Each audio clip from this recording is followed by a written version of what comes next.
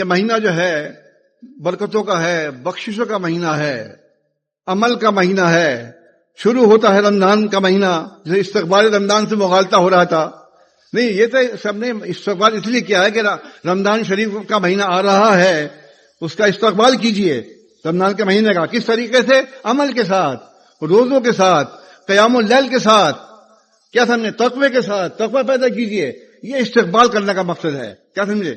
لیکن اس کو غلط معلوم مت دیجیے، جو تو ہر چیز کے دو پہلو ہوتے ہیں، چاہے تو کوئی سے پہلو بھی دوسرا نکال دیں۔ نہیں، مقصد ہمارا مطلب یہ تھا کہ استقبال رمضان کا مطلب یہ کہ رمضان کا مہینہ آ رہا ہے اور آپ کو اس بات کو پکار کہہ رہا ہے کہ تقوی اختیار کیجئے۔